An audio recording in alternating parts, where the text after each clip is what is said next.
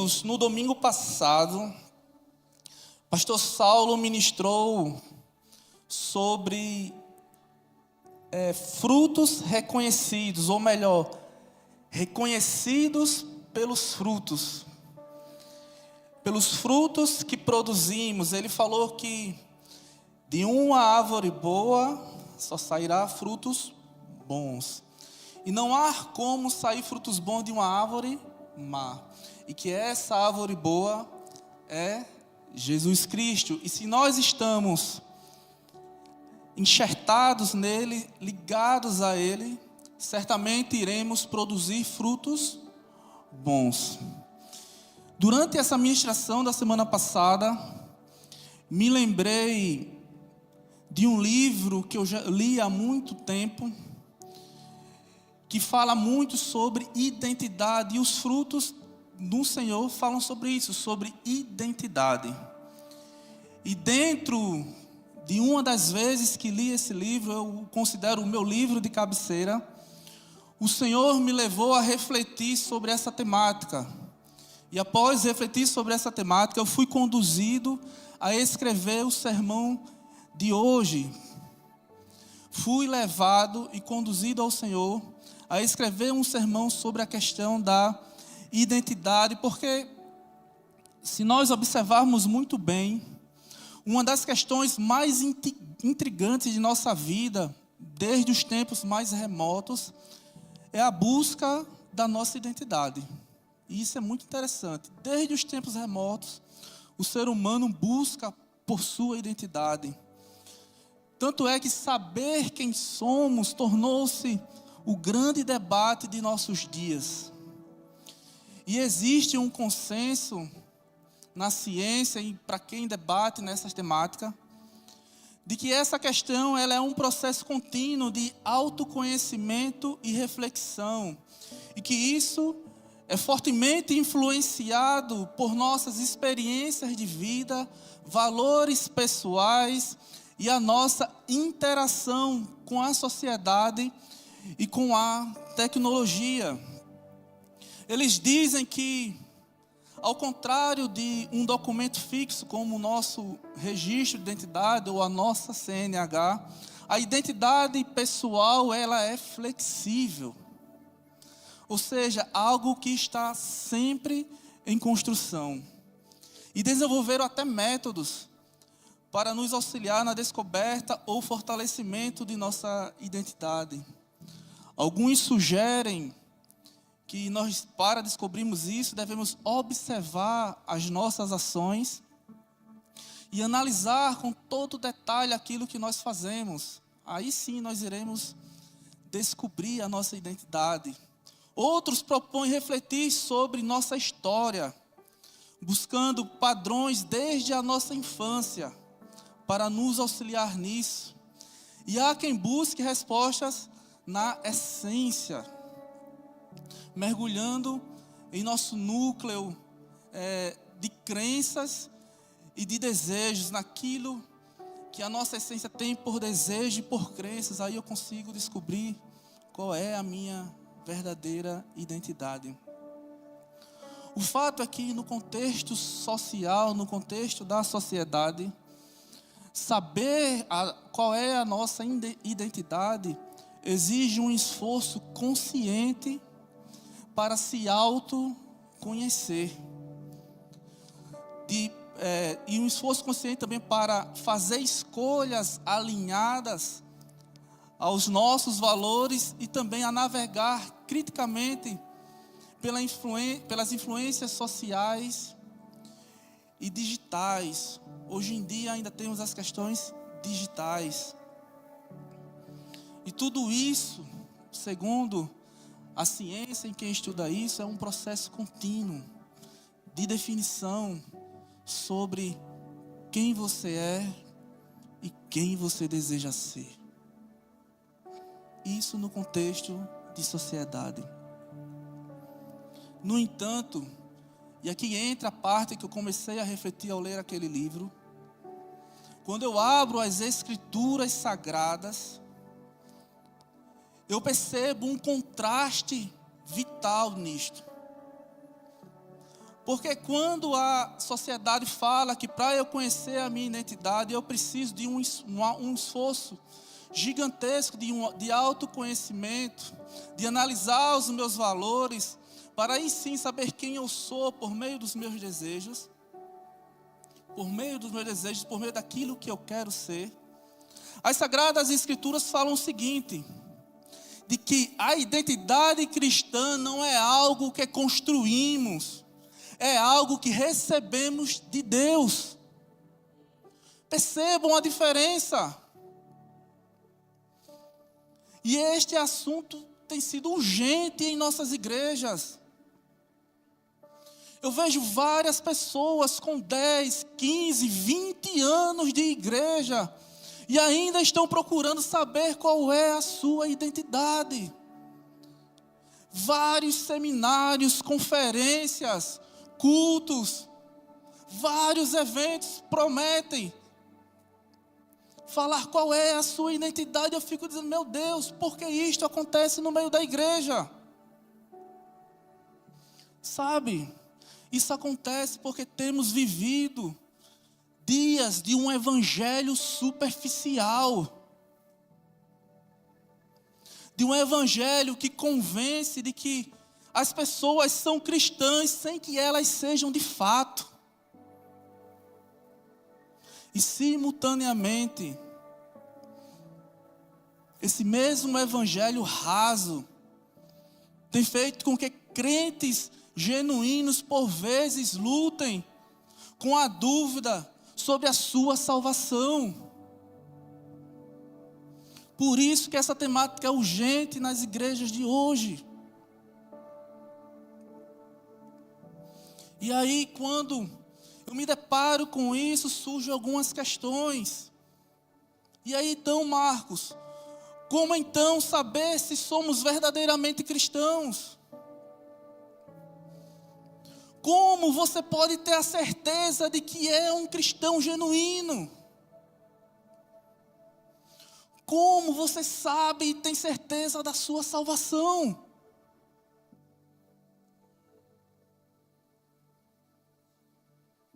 É por isso que o tema do sermão de hoje é Pequenos Cristos. Seguidores ou imitadores de Cristo. A expressão pequenos cristos descreve o nosso chamado para viver de modo que o nosso caráter, amor e ações sejam conforme Jesus. Que todas as nossas ações, nossas palavras e nossos pensamentos reflitam Jesus. É isso que significa pequenos cristos, cristãos. 1 João, capítulo 5, versículo 13.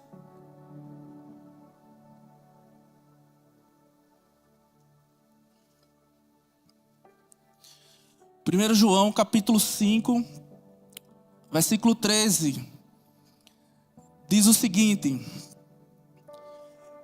Escrevi-lhes estas coisas a vocês que creem no nome do Filho de Deus, para que vocês saibam que têm a vida eterna. Oremos.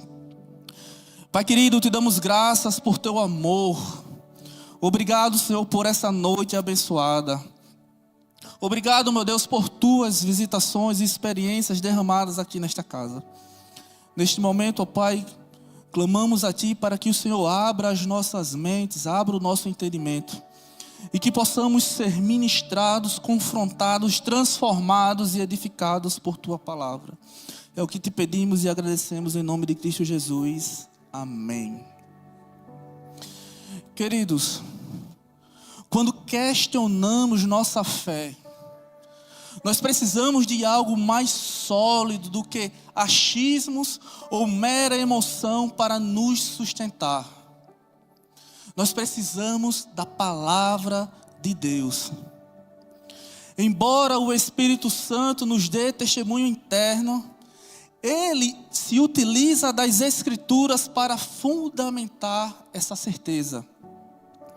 E nós precisamos observar atentamente os propósitos que levaram o apóstolo João a escrever sua primeira carta. Seu objetivo central era fazer com que os crentes em Jesus, eles tivessem a convicção da vida eterna. E quando lemos toda a primeira carta de João, nós identificamos uma série de testes que podemos utilizar para verificarmos como estamos na fé. E é claro que esses testes não são um meio pelo qual nós somos salvos ou pelo qual alguém é salvo. Mas esses testes servem para revelar a evidência da obra de Deus na vida daquele que foi verdadeiramente regenerado. E nós podemos começar agora por um teste bem simples, que é frequentemente utilizado no meio evangélico. Mesmo que esse teste ele não tenha fundamentação bíblica. Quando uma pessoa chega com dúvidas sobre a sua salvação, e ela compartilha essa dúvida com alguém, é comum as pessoas perguntarem: olha, houve um momento em que você orou pedindo para que Jesus te salvasse, e essa oração ela foi genuína? E se a pessoa confirmar, teve esse momento sim, eu orei pedindo para ser salvo, e essa oração foi genuína. E aí a pessoa responde: você é salvo, fica tranquilo, não tenha dúvida, você é salvo.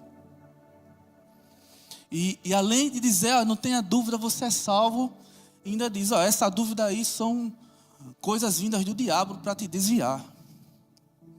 Queridos, embora o diabo realmente ele tente os crentes, o ponto principal aqui é que nós colocamos tanta importância em uma decisão passada, que não percebemos que esta não é a ênfase principal do Novo Testamento. Por quê? Porque a evidência de uma verdadeira conversão não está ligada ao fato de a pessoa ter tomado uma decisão em um dia específico lá do seu passado. O fato principal é se essa pessoa que tomou essa decisão lá no passado, ela começou a dar frutos. Se ela começou a andar com Jesus e a crescer nele. Sabe por quê? Porque a evidência da justificação e da salvação em sua vida vem pela santificação.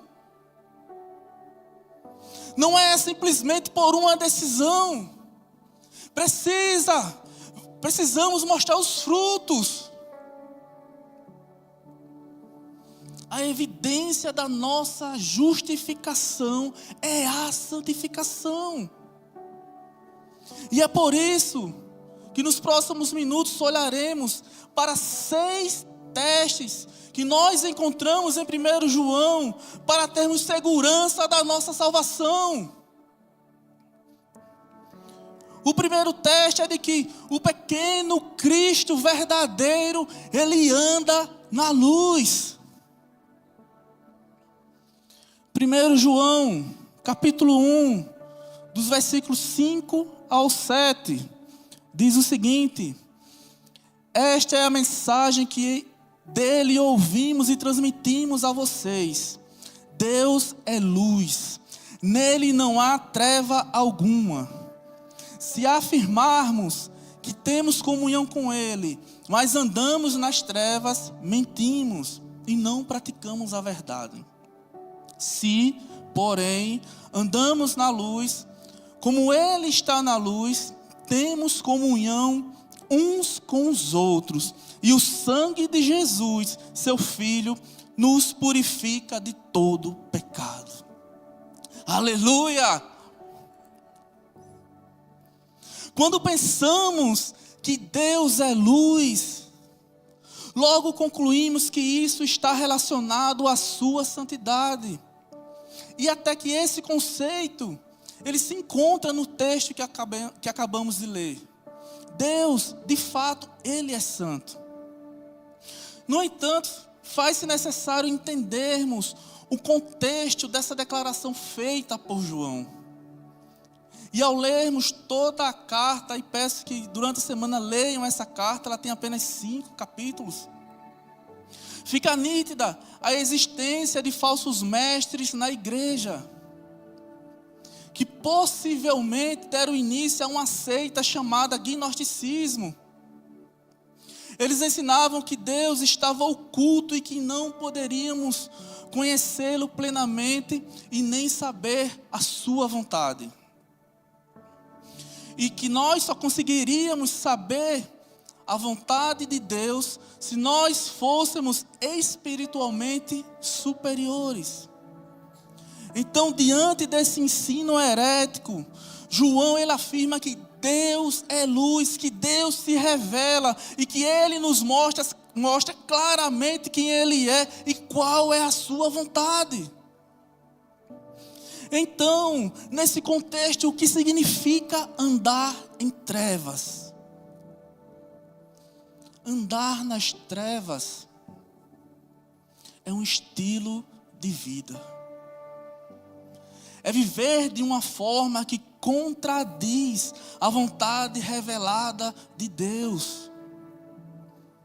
E isso não se refere apenas a um momento da sua vida, mas ao seu estilo de viver e de praticar as suas ações.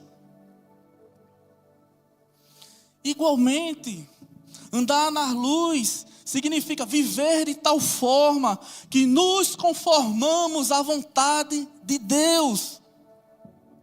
E aí agora eu peço, olha para a sua vida nesse momento. E faz uma medição. Ela é distinta da vida de um descrente? Sua vida é diferente da vida de um descrente? Eu não estou falando apenas do domingo ou de uma parte da sua vida. Eu estou falando com relação à sua forma de viver. A sua forma de viver é diferente da forma de viver de um descrente? Se você analisou isso, e se há diferença entre a sua vida e a vida de um descrente, tenha convicção, há evidência de salvação em sua vida. Porém, se você não enxerga muita diferença entre a sua vida e a vida de um descrente, e se sua vida não está em conformidade com os preceitos de Deus, eu falo para você agora,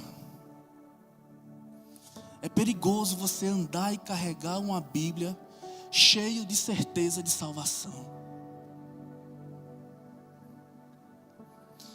E é interessante que hoje em dia, uma palavra tão linda chamada contextualização tem sido mal utilizada. Contextualização tem sido transformado em aceitação.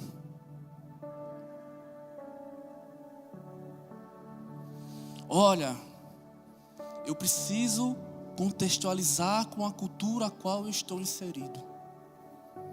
Só que essa contextualização, ela se transforma em aceitação de algumas práticas que não condizem com o Evangelho. E é interessante que tem muitas pessoas se enganando com isso.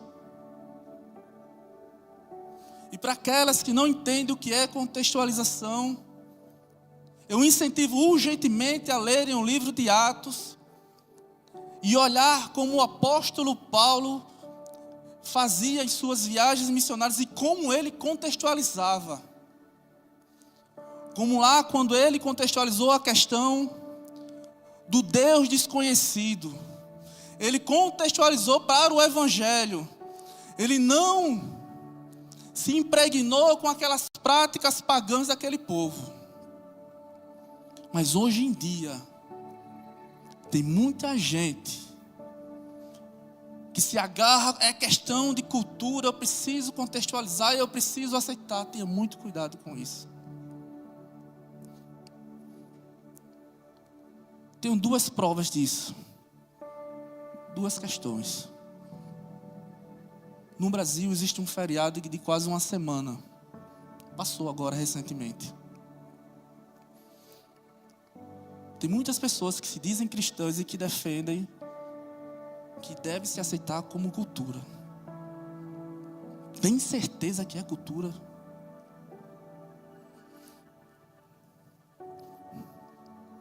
Olha, tenho que contextualizar, eu tenho que socializar.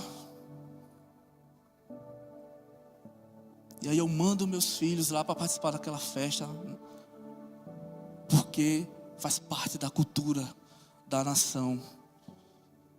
E aí meus filhos precisam se incluir na igreja. Gente, convenhamos. Isso não é contextualização, é aceitação.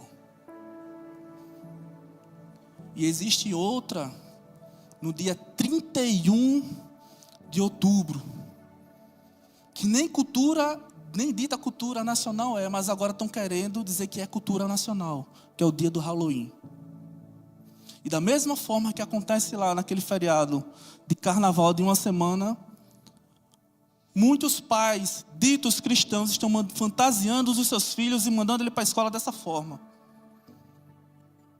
E é interessante que esses mesmos pais não se atentam que no mesmo dia, no dia 31 de outubro, tem algo imensamente, infinitamente melhor para se comemorar. E eu tenho certeza que eles nem citam isso. Porque dia 31 de outubro não é, para o cristão, não é o dia do Halloween. É o dia da reforma protestante. É o dia da reforma protestante e muitos nem ensinam isso aos filhos. No entanto, os conduzem para adorar a bruxaria, sei lá o que é que faz numa festa dessa. Dizendo que é contextualização. Analisa. Não sou eu que estou falando, são as escrituras. O pequeno Cristo verdadeiro, ele anda na luz.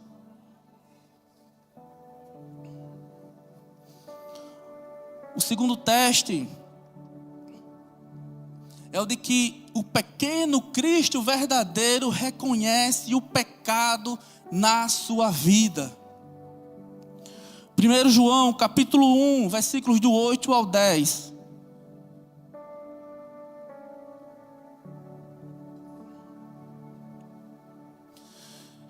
Se afirmarmos que estamos sem pecado, enganamo-nos a nós mesmos e a verdade não está em nós.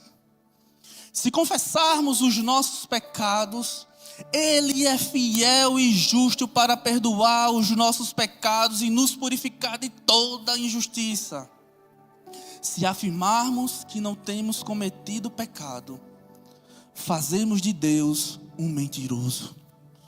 E a sua palavra não está em nós. Sabe, amados, uma das maiores evidências de que nós somos realmente salvos é o fato de reconhecermos o pecado da nossa vida. O autêntico cristão, o cristão genuíno, é aquele que se sente esmagado, destruído pelo peso de suas falhas. E isso o conduz inevitavelmente à confissão. E essa questão ela nos leva a meditar sobre a sabedoria de Deus e sobre o fato de que as Escrituras estão cheias dessa sabedoria. Nós vimos no primeiro teste que o pequeno Cristo ele anda na luz. E de imediato nós podemos pensar o seguinte: olha, eu ando na luz de vez em quando. Porém, eu gostaria de andar mais na luz. No entanto, eu tenho falhado constantemente.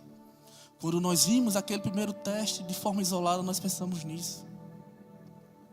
E esse pensamento, ele leva o cristão a uma falsa conclusão de que ele está condenado. Ele acha que Deus está falando de um tipo de perfeição total, de um tipo de perfeição plena, sem qualquer pecado. No entanto, por meio da sua própria palavra, Deus corrige esse falso entendimento.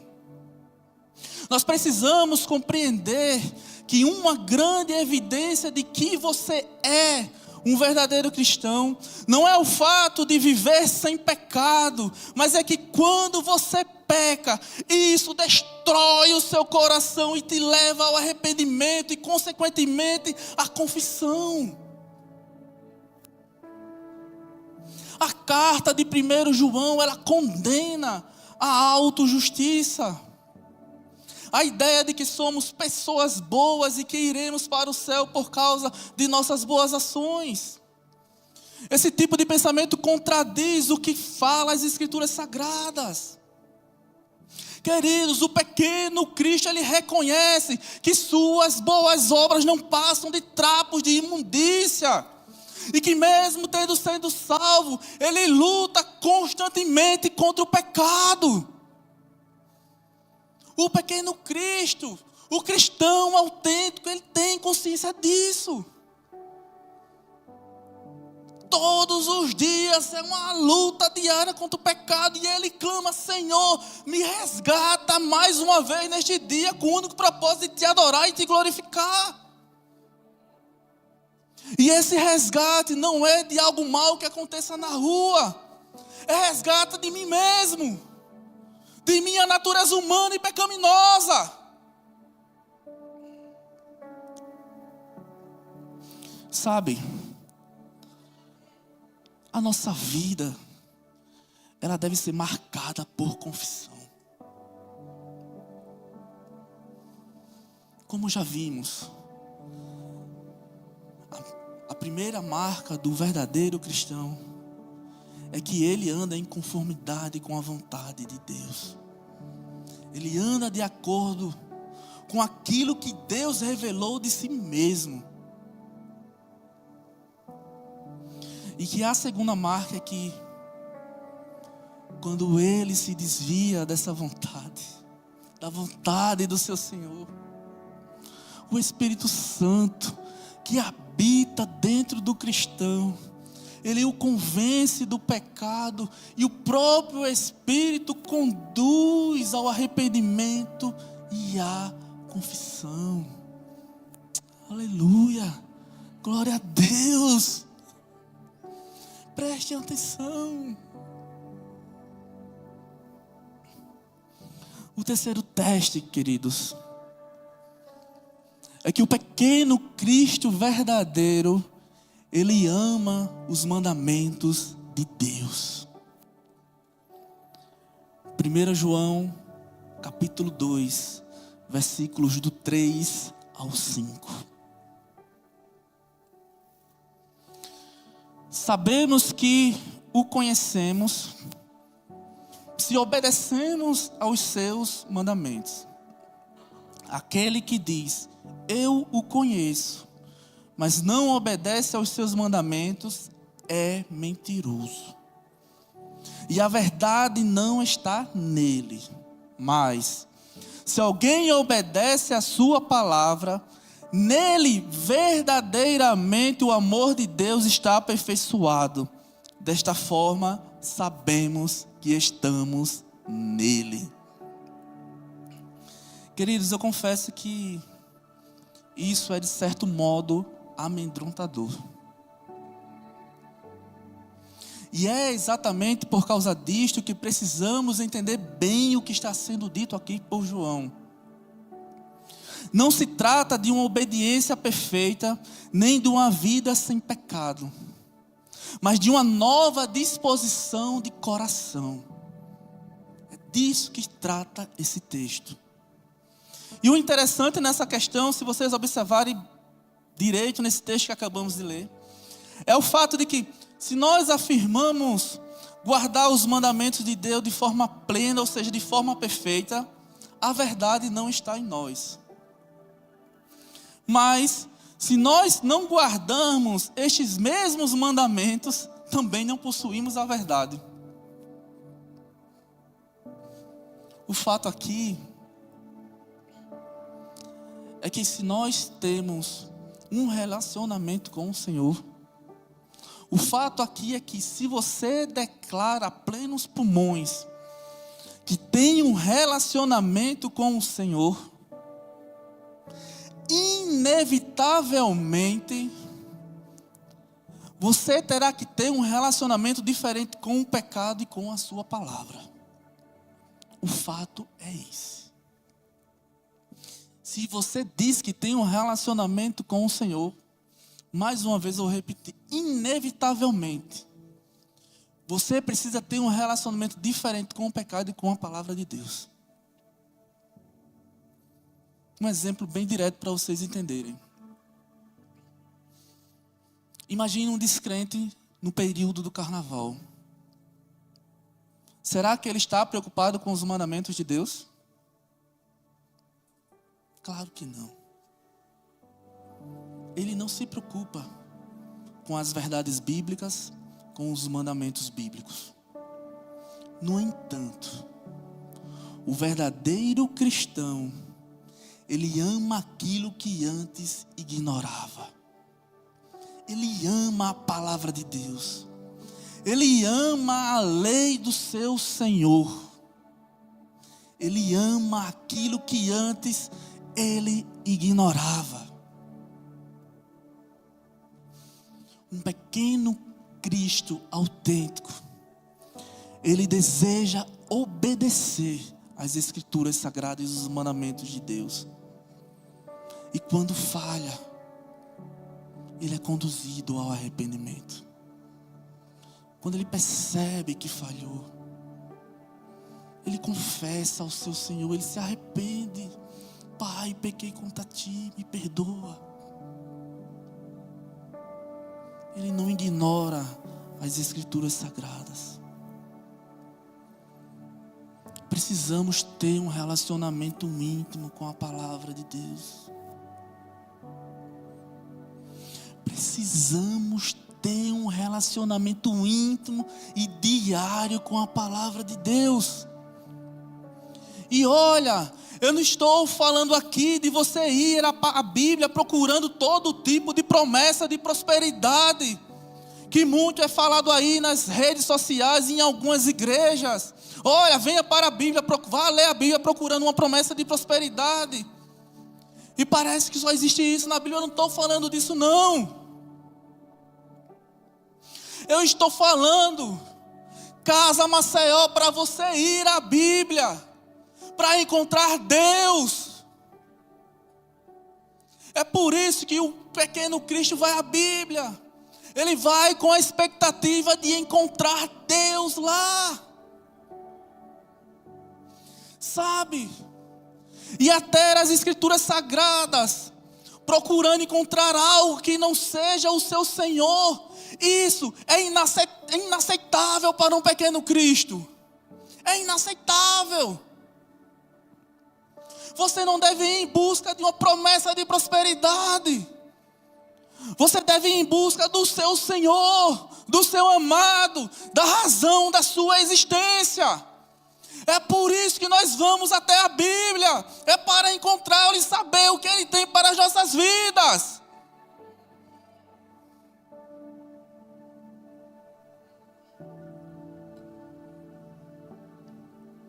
Sabe, é triste saber que algumas pessoas não possuem nenhum tipo de relacionamento com a palavra. 20, 30, 40 anos de crente, não tem nenhum relacionamento com a palavra. Isso é muito triste. E sabe, se você está nessa situação, que não tem nenhum relacionamento com a palavra, eu sinto dizer, pesa no meu coração. Mas isso é uma evidência que você ainda não é convertido.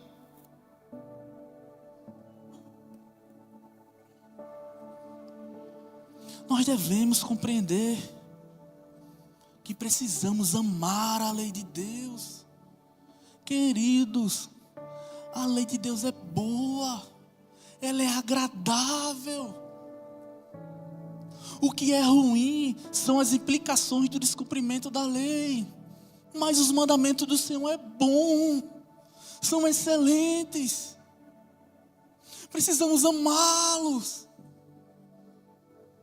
Sabe? Porque aquele que medita dia e noite na lei de Deus é como uma árvore plantada junto a ribeiro de águas, que traz o fruto na estação e a sua folha não murcha. Aleluia! E só conseguimos isso quando estamos com a palavra cravada em nossos corações. Precisamos nos relacionar com a palavra. Essa palavra é uma carta de amor de um Deus apaixonado para o seu povo.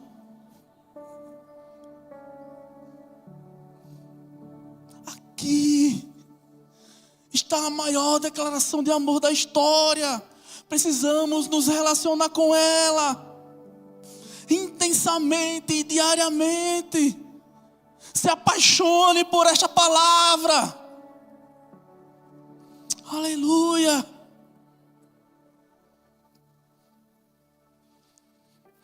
O quarto teste é que o pequeno Cristo verdadeiro, ele anda como Jesus andou. 1 João capítulo 2, versículo 6. Aquele que afirma que permanece nele, deve andar como ele andou. Aleluia. Confesso que ao lermos esse versículo, nós podemos até dizer que, Marcos, mas se é assim, todos nós iremos para o inferno. Como conseguiremos andar como Cristo andou? Como? Impossível. Não é, Itamar? Sabe, eu me lembro quando criança, meu pai, ele era um exímio jogador de futebol. Não puxei a ele. Ele jogava muito bem. E eu acompanhava ele nos jogos. E eu observava bem como ele colocava o uniforme, quando ele colocava o meião, calçava a chuteira, amarrava. E certa noite, pouco antes do jantar, fui lá no quarto dele, peguei as coisas dele jogar futebol, me vesti, coloquei o meião, coloquei 300 nós na chuteira para ver se ela cabia no meu pé. Eu era muito pequeno, a chuteira era enorme. E aí eu peguei aquela bola desse tamanho, que para uma criança, né? E comecei a jogar dentro de casa, porque eu queria imitar o meu pai. E a minha mãe dizia: cuidado, Marcos, cuidado. Eu: não se preocupe não, tá. E eu nem aí, jogando, porque eu queria ser igual ao meu pai. E é interessante que, se qualquer pessoa que não me conhecesse, me visse tentando fazer aquilo, iria dizer: olha, que menino tolo, está tentando fazer um monte de embaixadinha com aquela chuteira enorme, sendo que para ele aquilo é impossível. E realmente aquilo era impossível. O máximo que eu consegui foi tentar dar um chute na bola. No lugar de eu chutar a bola, a chuteira voou, acertou a garrafa térmica e derrubou da mesa e quebrou. Só que eu não consegui imitar meu pai naquilo, nem realizar aquilo que ele realizava com tanta perfeição. Mas uma pessoa que não me conhecesse, jamais eles poderiam me acusar de nunca ter tentado imitar o meu pai. Ele não poderia me acusar disso. Eu sabia, aliás, eu não sabia, para os olhos das pessoas era impossível eu conseguir fazer aquelas embaixadinhas. Mas isso não impedia que eu tentasse imitá-lo. E aí eu te pergunto, será que alguém consegue ver isso em você? As pessoas que são mais próximas a você, será que elas percebem que você está tentando imitar a Cristo? Será?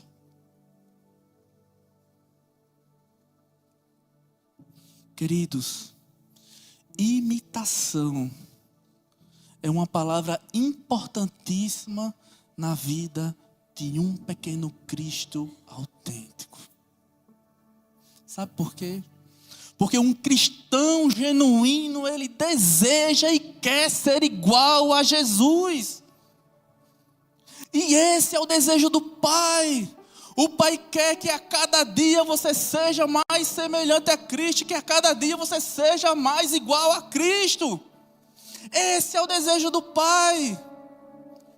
Iremos conseguir? Não, aos nossos olhos isso é impossível, mas isso não vai impedir de eu tentar todos os dias. Eu quero ser igual a Cristo, no seu modo de perdoar, no seu modo de acolher, no seu modo de amar, de caminhar, de falar. Eu quero ser igual a Ele. E todos os dias eu tentarei isso com muito ímpeto.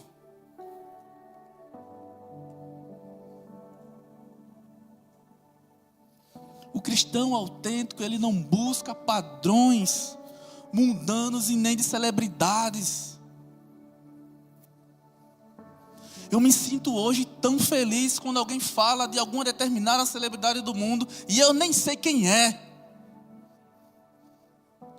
Gente, é sério, lá no trabalho ficaram rindo de mim. Eu disse, se vocês colocarem aqui a fotografia dessa pessoa que vocês estão falando, me oferecerem 10 milhões de dólares, eu vou perder porque eu não sei quem é. E glórias a Deus por isso.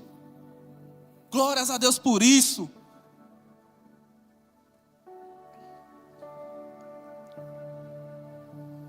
Quinto teste. O pequeno Cristo verdadeiro, ele ama seu irmão.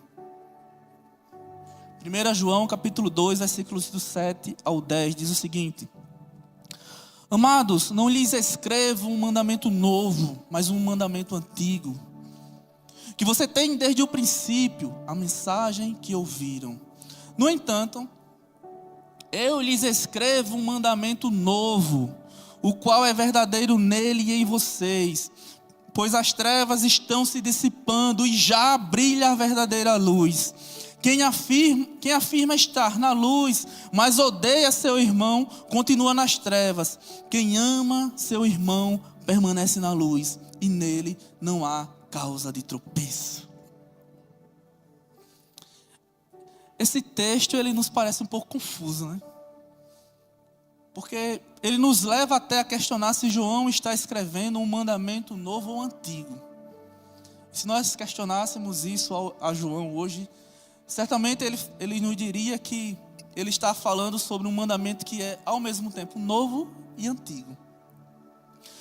Porque o mandamento para amar, ele existe desde sempre. E por isso, ele é um mandamento antigo. Porém, ele também é novo. No sentido de que quando Jesus ele veio, ele elevou este mandamento de amar a outro nível. E este nível ele é tão elevado que até nos parece uma nova categoria de amor, ou seja, um novo mandamento. E é interessante que João, nesse texto que acabamos de ler, ele não está falando de amar pessoas de grupos étnicos ou pessoas de grupos sociais diferentes. Não.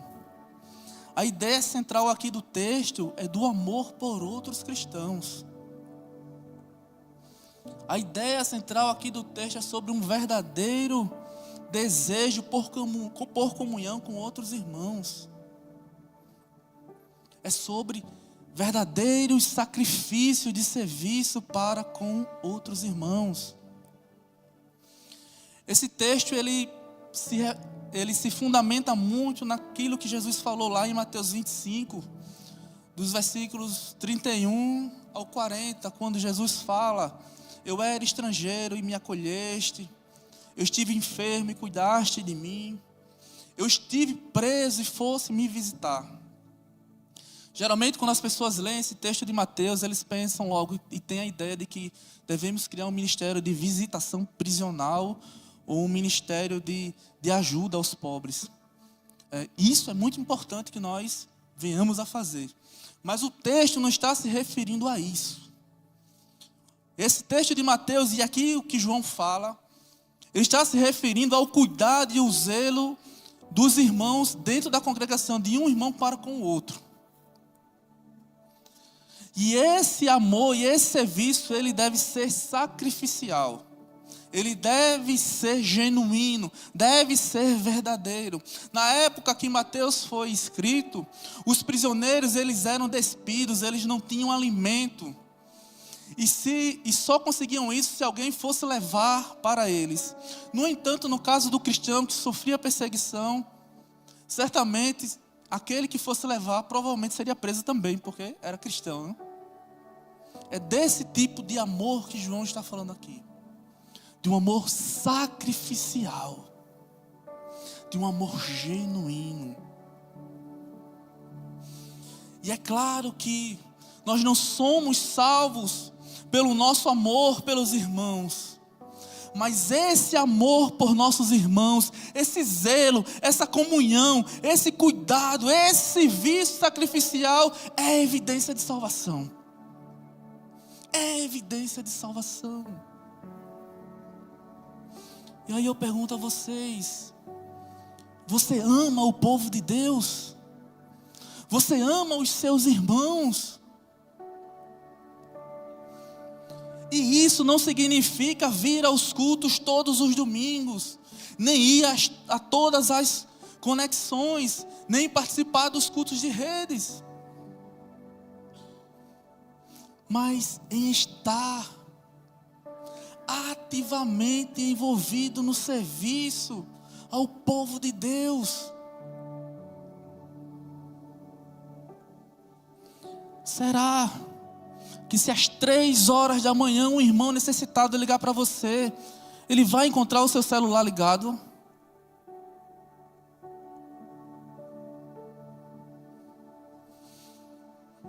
Será que seu irmão bater na sua porta às 2 da manhã, será que você vai atender?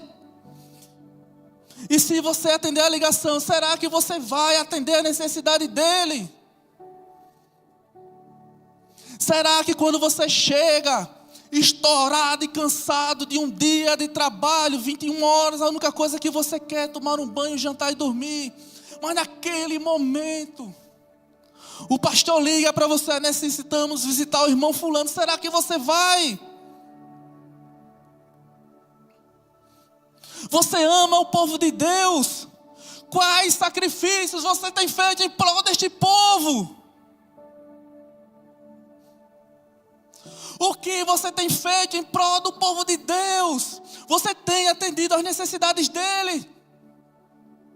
Ou você tem priorizado o seu descanso, o seu entretenimento, a sua viagem de lazer?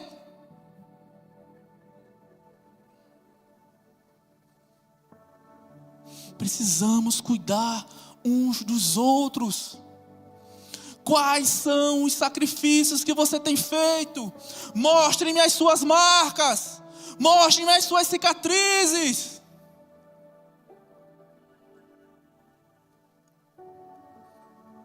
Eu tenho uma amiga que ela fala que os meus cabelos brancos são as minhas marcas. Quando eu passei a ser gestor de igreja, a liderar, comecei a ter cabelo branco. Quais são as suas marcas?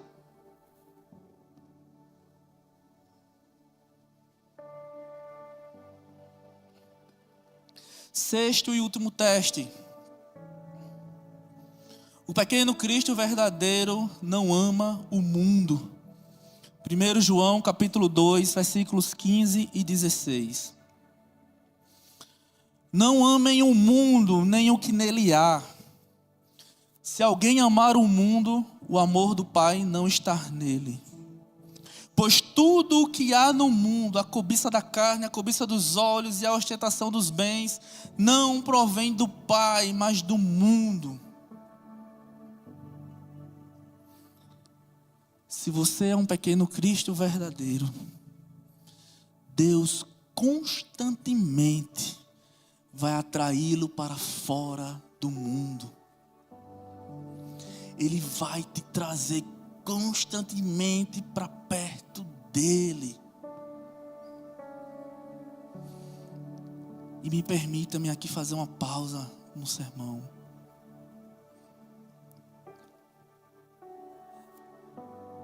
Se você é um pequeno Cristo, Deus constantemente vai atraí-lo para fora do mundo. É interessante quantas pessoas, tantas pessoas que se dizem cristãs, invejam a prosperidade do ímpio. Até dizem, e eu já falei isso aqui em uma ministração, como é que pode?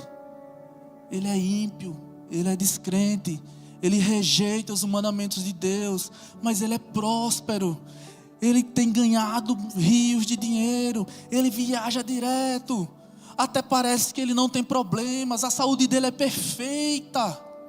Enquanto eu, que já aceitei Jesus, leio as Sagradas Escrituras, oro constantemente, parece que eu não saio do deserto.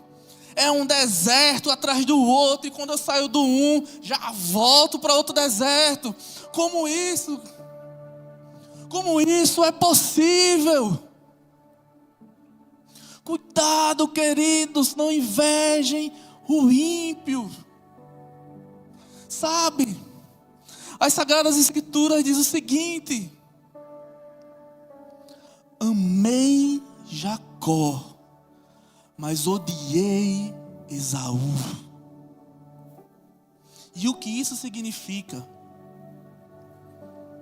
Significa exatamente o que nós lemos, que Deus amou Jacó e odiou Esaú. Só que nessa história existe algo que pode nos trazer uma confusão imensa. Porque quando olhamos para a vida de Esaú, como já ministramos aqui, quando trouxemos um sermão sobre Gênesis capítulo 36, que fala da descendência de Esaú, nós vemos que o Senhor, Ele cumpriu todas as promessas que tinha feito a ele. Esaú, ele era muitíssimo rico, ele era muito poderoso, ele era próspero. Tanto é que a partir dele surgiu uma nação grande e poderosa, que foram os edomitas. Deus cumpriu todas as promessas feitas a Esaú. Então, como pode Deus ter demonstrado amor por Jacó e ódio por Esaú? Preste atenção agora. Se você passou todo o sermão e não prestou atenção, preste atenção agora. O Espírito Santo está te falando: olha, isso aconteceu, sabe por quê? Porque Deus deixou Esaú ser Esaú. Preste atenção, nós nunca observamos o Senhor intervir na vida de Esaú para torná-lo santo. Nunca. Deus deixou Esaú ser Esaú. Mas olha, no entanto, Deus deu uma surra em Jacó todos os dias da sua vida. Tanto é que quando Jacó volta para a terra prometida, ele está mancando. Sabe, se eu tivesse tempo aqui para descrever toda a minha vida, eu diria que ela seria assim: o Senhor, Ele tem me movido em sua providência, e Ele tem me disciplinado para que Marcos Versosa não seja mais Marcos Versosa, assim como Ele fez com que Jacó não fosse mais Jacó. Aleluia! Isso é o Evangelho, isso é um Deus que ama, é sobre um Deus que cuida.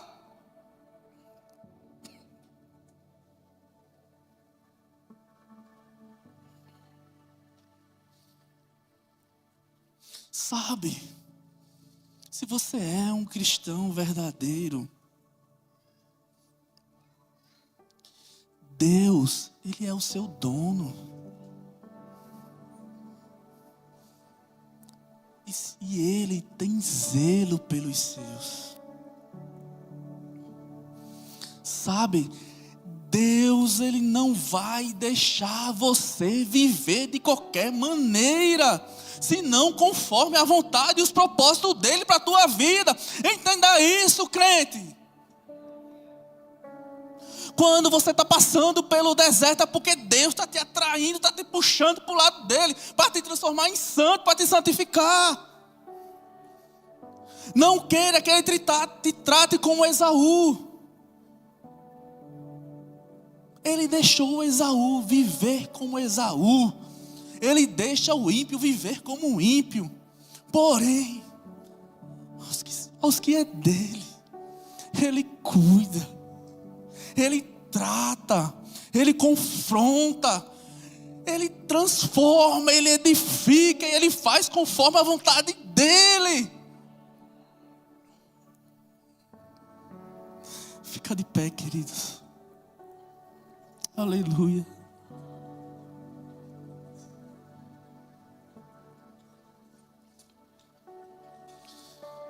Sabe, nós acabamos de falar aqui sobre 6 testes bíblicos que revelam se estamos na fé, que nos atestam se somos ou não pequenos cristos verdadeiros. E sabe, é triste, é muito triste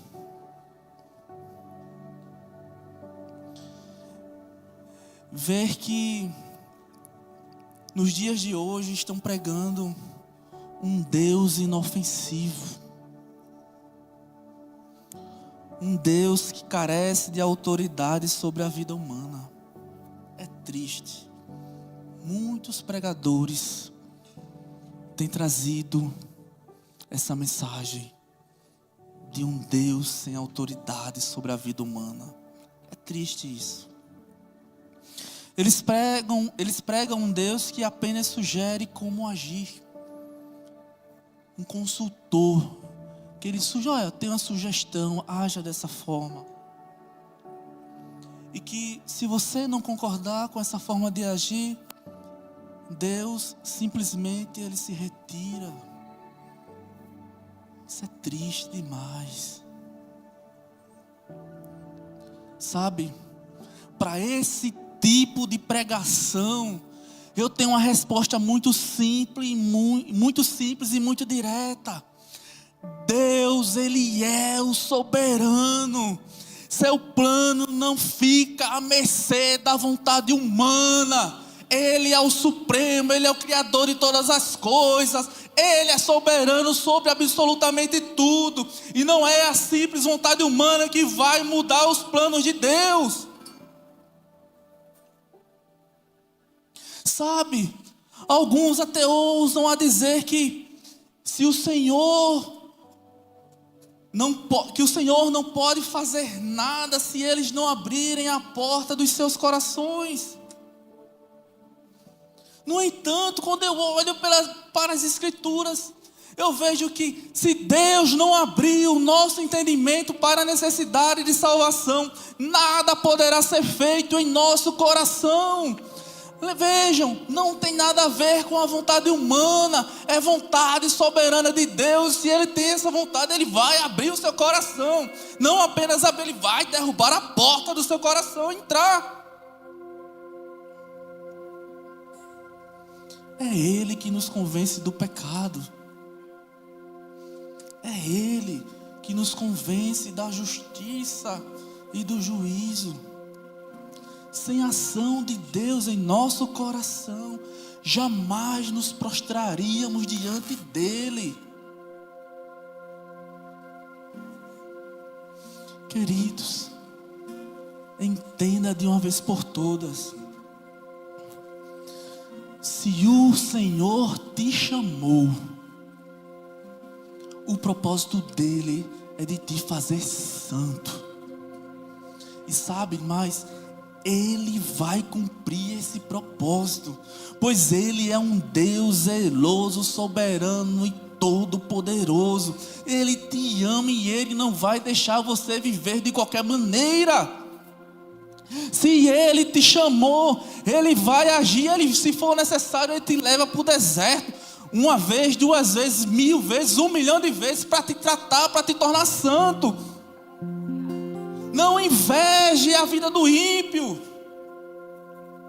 Agradece e glorifica a Deus pelas provações, pelos desertos, porque é nesse deserto que Deus se revela a você. São esses desertos que te fazem crescer. As promessas estão demorando.